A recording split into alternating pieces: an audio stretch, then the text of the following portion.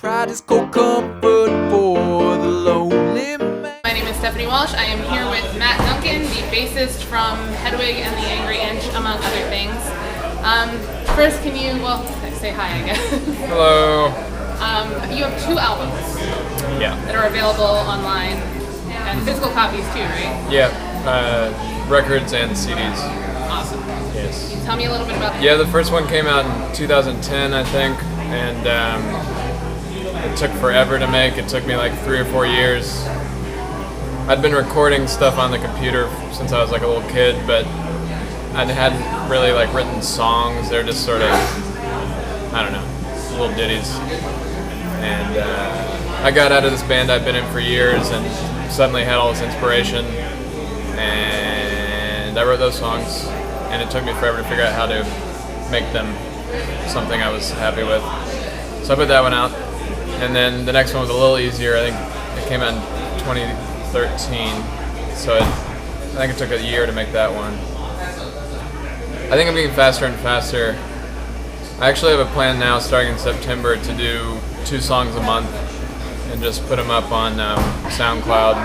Okay, so you're not going to work on a 3rd album, or? Not right now. The idea of starting something that wouldn't come out for like a year is just too sad. So maybe I'll start that process. Then once you have enough, would you put them on?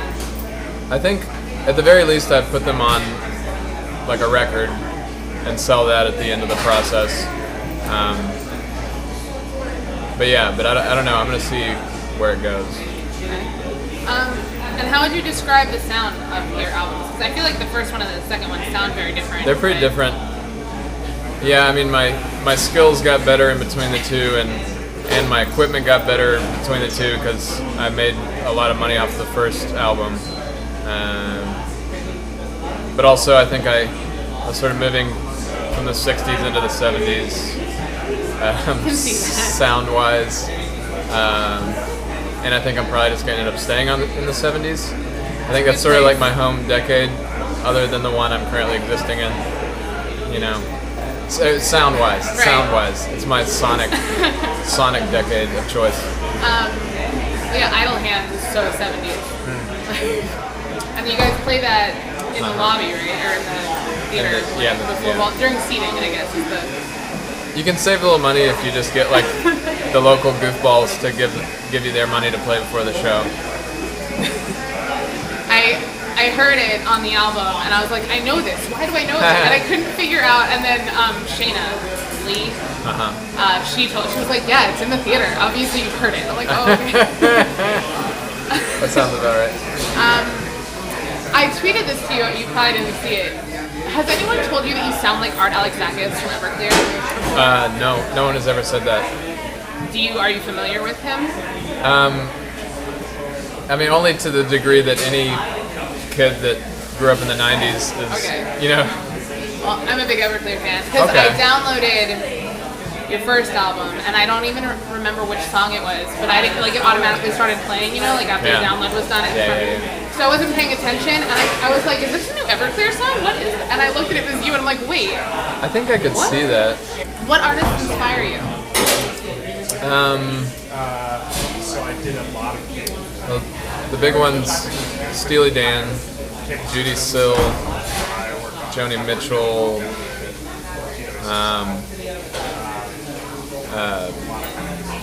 Prefab Sprout. But I don't think all the inspirations, I feel like by the time I get a finished song, I'm just not, the stuff in my head just isn't as weird as the stuff that I'm putting into it, you know what I mean? I put in all this like bizarro sort of like jazz pop stuff in, and what comes out is like, you know, Stevie Wonder, Billy Joel. So I don't know why it happens like that. I think I might be entering more stranger terrain in the near future, but I don't know. So yeah, I love all that 70s sort of jazz pop. Well, Prefab Sprout is 80s, but well, yeah. Anyway, I like the fusion sort of stuff. That's my favorite. Has working on Hedwig inspired a different sound for you at all, or are you? Almost. I kind of want it to. I think specifically the playing all those covers, all those like 80s, late 70s punk covers, has been really fun. Is that with Tits of Clay? With Tits of Clay. And I think I really love the energy of it, but I don't know if it'll actually like seep into my music. I love singing those Richard Hell songs, but it's hard to imagine that voice being, it's hard to imagine writing a punk song, I guess. Okay. So we'll see. I wrote a sort of Lou Reedy kind of song that I thought maybe the Tits would play. That's about as close as I've got. So can you explain like how Tits of Clay came to be? I read that there's a rumor online that I know is not true, but the rumor is that you guys were a garage band and like they found you as a unit and were like, oh, you guys need to be the band for Hedwig. Is this rumor being? It's been circulated through fans. Okay. Like I saw that during Darren's run, like fans, and I was like, that's definitely not accurate. They are all 4 separate people. But what story would be more inspiring? What the answer? Truth. Tell the truth. It's not true. I mean, really, we were recruited for the show, and Tits of Clay was sort of a vehicle for us to. It was a lot of birds with one stone. Get ourselves comfortable with each other as players, and get out and play some bars. So it felt like more of a band in that way. And also it's an opportunity for new Hedwigs because a lot of these guys knew little or nothing about punk or even like rock and roll. It was a little just in general. So anyway, it's like a crash course in punk rock for any Hedwig that wants it. So yeah, and it's also just kind of a fun thing to do on the side. Yeah. So you guys Hedwig's been on Broadway for a little over a year. So how long have you guys been performing as Tits of Clay? I think our first gig was like doing previews for Neil's run, I think. So yeah, we've been doing it since the show started or a little bit before. How often do you guys have gigs? I know you have one coming up in September, but I feel like that's the first one since I like got really involved in like being a fan. It's pretty random. I mean, things have been so busy. Basically since Michael C. Hall, I mean, we had John, and there were some key changes involved. We had John's injury, and that was, that changed things up a bit. We had Rebecca coming in, and then, Tay Diggs, we had all these key changes. I don't know, there's been a lot more going on, I guess, lately. But yeah, so I don't know. We got that one in September. But you also have an EP coming out, is that right? It's a release party for the EP. Right, so when did you guys work on an EP? Last winter? Gosh, I don't even. It's been a while. It took a while to get all the funds together and everything. Was that like a crowdfunding thing, or okay? Yeah. And are these original songs? No, they're covers. Although they're all covers. Although one of the songs is it's Michael C. Hall doing a Bob Dylan song, and that was like an original arrangement. It doesn't really sound anything like the Bob Dylan version. So that's original-ish. Okay. But the other 4 songs that each of us sing are basically as close as we could get to the originals, with a minimal amount of studio time and. So is it all 4 of you sing? We each take a turn. Nice. Yeah. And that's what you would expect at a live show too. You guys kind of rotate the. Yeah, we all take turns. So you were saying there were key changes and a lot of things going on. What are some of your biggest challenges working at Hedwig? I mean, I think the hardest thing is just having to keep I don't know, it's a strange thing. There's like 2 hours almost every day of my life now where I can't veer from the plan. And it's a weird feeling to not be able to move the way you want to, or I don't know. I think there are certain times, I mean, like learning these key changes, that was the most difficult thing, but more often than not, it's just like trying to keep yourself, trying to be a good part of the show every night, just in sort of like your presence and your acting and all that stuff. Because, I mean, playing the songs is easy. I've done that my whole life. But the acting, you can call it that, it's a little difficult. So are you like directed to like, okay, you need to shrug when she says this and you have to do... There are some specific things, but I mean, I think we all approach it differently because we didn't get a lot of direction. But I mean, my personal approach is to try and respond the way I think I would if I were just hearing it for the first time. So there are little responses here and there.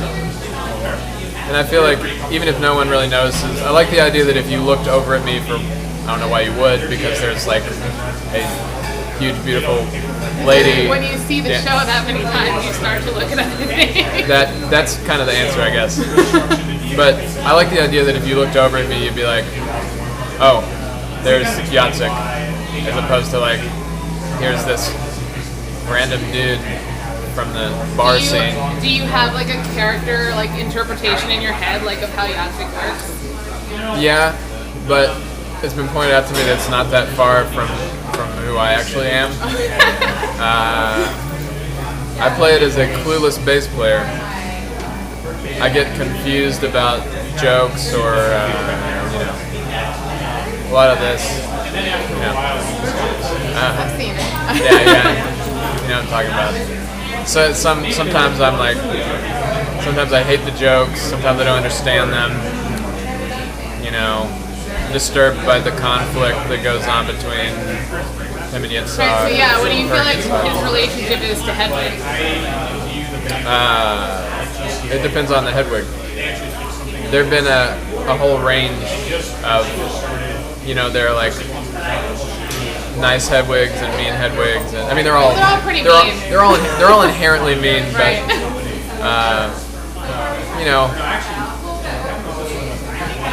there's just a lot of different ways to play the character.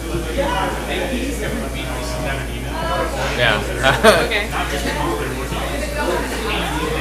Does it ever feel redundant? Because sometimes you're doing the same thing. Yeah. I mean, we're closing in on 500 shows. So, at this point, it feels like a job, but it's just the best job I've ever had, and probably will have. So yeah, there are definitely days when I would rather be doing something else, but still, like, it's pretty amazing. What made you want to do Hedwig? Like, how did that come up for you? I didn't see it coming at all. Stephen Trass asked me if I wanted to do it, and pretty much, I think he sort of hinted. I think he sent me a text message like out of the blue, like, "Gee, it would be great if you could play bass for Hedwig," and I was like, "Ha ha ha ha ha ha ha." Yeah. So you've known Stephen Trass then, like that? Yeah, I've known him for years. But yeah, he lived in Lexington, Kentucky for a long time, which is the same place that Justin and I are from. So I think, as far as like people that he knew, and musicians that he knew and trusted, that was the place he was looking. So, and we've been friends, and I've done little bits of work for him here and there over the years. He was a big supporter of my old band years ago, and we remained friends. Did you have any idea that it would last so long, that it would be so successful? No. That's still, I think, like the craziest thing. Other than just living here at all, which is still really bizarre. So you moved to New York for Hedwig? Yeah. Wow. Yeah. But I feel like if I'd come here and it was just like a flop, I would have been like, that sounds about right. But the idea of like coming here and being in such a massively successful Broadway show is pretty unreal. And we definitely thought for a long time that Neil would finish and it'd be over. So definitely we didn't think we'd still be here at this time. So you've been familiar with Hedwig then? Were you like a fan of Hedwig? Yeah. Who do you want to see play Hedwig? I think I want to see Jack Black do it. I mean, honestly, there are a million, not a million. If you gave me enough time and a pad and paper, I could name like 30 people. We can come back to that if you want to email me the list later. Maybe so. I mean, somehow it seems like a good exercise just to throw that out into the cosmos. And maybe like, you know, butterfly effect. Yeah. Next thing you know, Jack Black is Hedwig. I don't know. As of this moment, that's my preference because can't you just imagine him doing like his Jack Black thing with the head? I don't know. For sure. It would be amazing. It would be pretty good, I think. And of course, he would sing it ridiculously well. So, yeah. So I don't want to ask who your favorite has been because that's not really a fair question. But what are some of like your impressions in each one? Like you had said before, they're a nice Hedwig. So like, starting with Neil, what was your? Neil was totally absorbed in the character. From the very first moment I saw him, he was already Hedwig, and he's a method actor, so he would come out of his dressing room as Hedwig. He was sort of like a force of nature. I mean, everybody's been great, but he definitely like, just his whole approach to it was so intense. I think it was actually good for us not being actors at all. It was like, boom, boom, boom, you know, you better get ready because here's Neil. Right. So I mean, and the other thing about him, his ad-libs were so unbelievable. I don't know, I mean, maybe you've noticed this if you've read the original script that they sell, but there's at least 20, if not 30 lines that are official parts of the script now that he just rattled off the top of his head. Wow. And they came out, I mean, a couple of them might have needed a revision or two, but they pretty much came out right. The big crazy one being, the original line was just, what is it, he ran off with that bag boy he met on Christian Mingle. Done. And he added, or whatever we used to call it back then, church. And he said that just out of the blue, and we were like, well, I mean, we were laughing, but we were inside, we were like, where did that come from? You know, of course that's the line. And it was never anything but that from then on. So that was really impressive. Andrew, I feel like, just sort of like kicked down the door and did it, and then just like was off in the night. I mean, he did have the shortest run, so of course it was going to feel a little bit like that, but I feel like he's the only one that it took no toll on. He's such a like, just sort of a badass person. I think he's like, yeah, I did Hedwig for a bit. You know, everybody else was like, Hedwig. And he was a lot of fun to hang out with, and he was sort of like the quick and dirty Hedwig. There were lots of F-bombs, so many F-bombs. He was great, and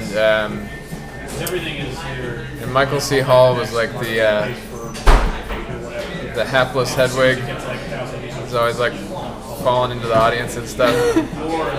And he was great because he everybody else is sort of like entertainers, and he kind of approached it more as like an actor. So it was like the farther along we went, it just got more and more perfect.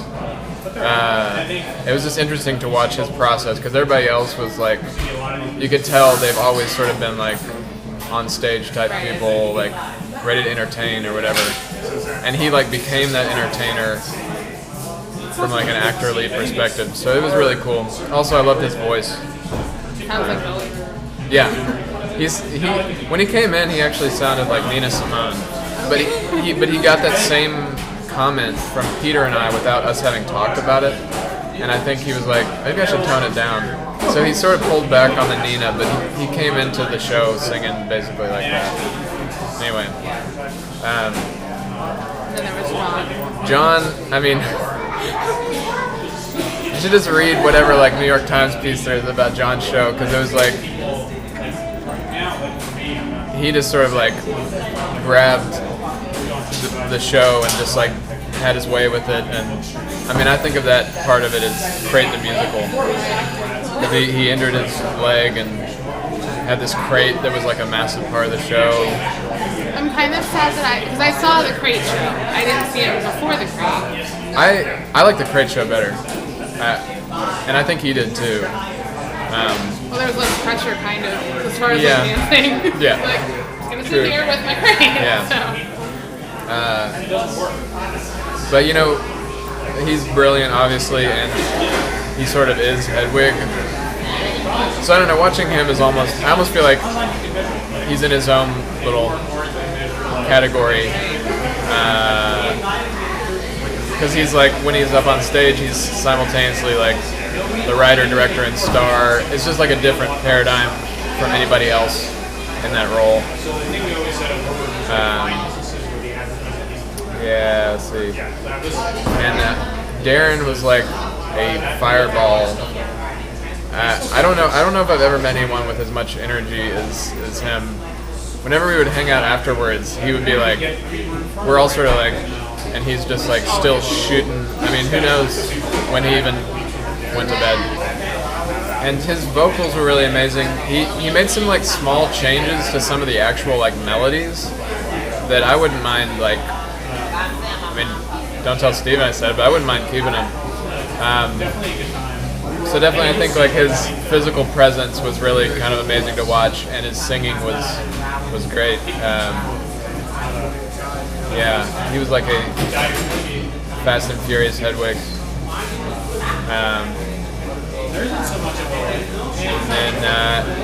And now it's Tay time, and Tay is totally hilarious. In just sort of like a basic way, he might be the funniest Hedwig, in my opinion. He's got all this physical comedy stuff going on that like I don't think anybody saw coming. I think they all thought that they were like hiring the heartthrob, which of course they are, but they're also, I think they've gotten this like, you know, physical comedy, like it's almost like a stand-up vibe that he is bringing to it, and it's really interesting, and he's really interacting with us a lot, which some nights it's, you know, we've laughed a few times on stage, more than a few times. Like breaking character, or yeah. Oh, okay. Yeah. I feel like I need to hurry and get there while it's still funny. Oh, you'll be fine. No, I think it's gonna stay funny, but hopefully by the time you get there, we won't be laughing noticeably. Yeah, so it's pretty fun. Awesome. So I saw a Twitter campaign for you to be Hedwig. Do you know about that? Would you ever in a million years want to be Hedwig? Yeah, I would like to, but I think the odds of me becoming famous enough to do that before this show closes, slim to none. Maybe there'll be a revival in like 10 years or something. Yeah, maybe. I was saying that to some of the fans after one of the shows. I was like, you know, it's a 1,000 capacity theater, right? And they're like, what? We'll come. Like, there are 12 of you. I appreciate that though. You have 12 fans, you yourself? Yeah. So that's, what is that? That's like 1%. Yeah, I guess. It's. The Schuberts will frown on 1%. Sheena asked me to ask you. Yeah. She wants to know your middle name. I thought I told them. No?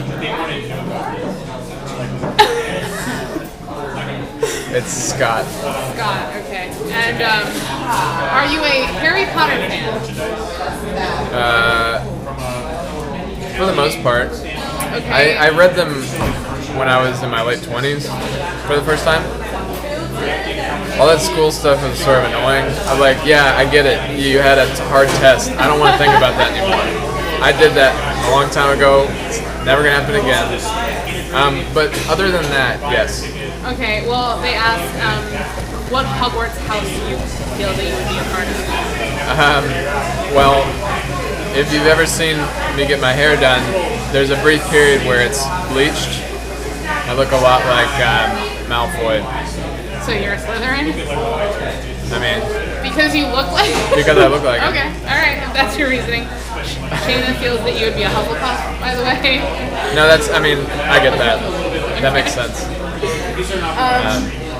I wanted to ask you what the craziest thing you've ever seen happen at Hedwig is. I love this sort of like scary looking dude who was just like frowning through the whole show and then didn't start smiling until he was spit on.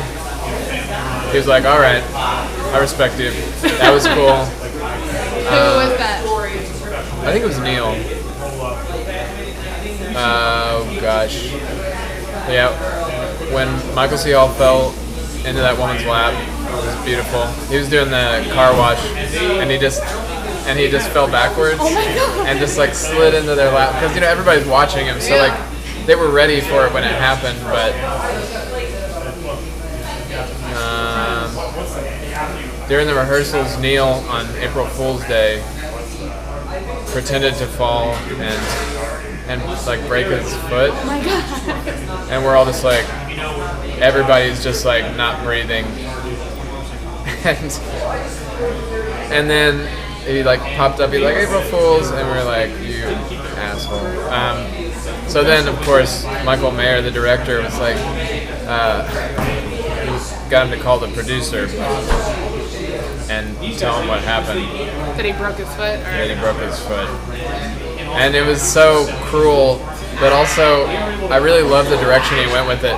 He was like, no, it's not, it's okay. It's just, I don't know if my foot is gonna fit into the shoe. It's very, very swollen. I just love that he went that angle. That he was perfectly willing to go on stage, but would the shoes fit? I thought that was just a funny angle. So that was great. I mean, there's definitely tons of stuff, but it's not. I'm having trouble coming up with it. A lot of it involves obscenities and inappropriate. Okay. What about fan moments? There's some Hedwig fans are. They're intense. Yeah. So has there ever been fan moment that you remember? Anything happened to you in particular? My birthday with all the blue stuff was pretty awesome. I was impressed at how well the colors matched. It was a very uniform gift basket. Okay. And there was those cotton candy balls? Yeah. Did you eat them? Yeah, I had a few. What do they taste like? They taste exactly like corn balls covered in cotton candy dust. I mean, they really... Were they good? I wouldn't go that far, but... I'm like, that sounds disgusting. but they just taste like cereal. They taste like maybe Cap'n Crunch or something. So yeah, when I first saw them, I was like, that's not right. But yeah, they're actually pretty decent. Do you still have do you guys snack on them, or are they gone? They're still in there, and I'm gonna guess that they're gonna be good for a while. All right. Well, if people want to find more of you, where can they go? More music, or yeah. You said you're not that good at the social media yet, so. No. So following on Twitter is probably not the way to go. Well, no. I mean, think of following me on Twitter and Instagram as like an investment. It's like a speculative thing rather than an actual, It's like the stock market. Maybe it'll pay off. Hard to say. I have every intention of becoming a more responsible, at least Twitter user.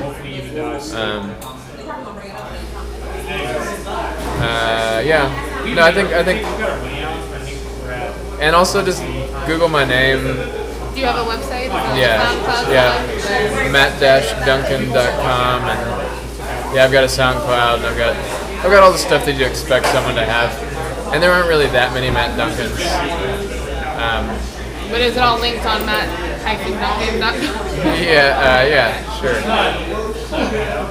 And is the Rough Trade show sold out yet? Do you know? I have no idea. Well, maybe you can get tickets. You might be able to. All right. Well, thank you so much. Yeah, no problem. I will let you say bye. Bye, guys. What do I know?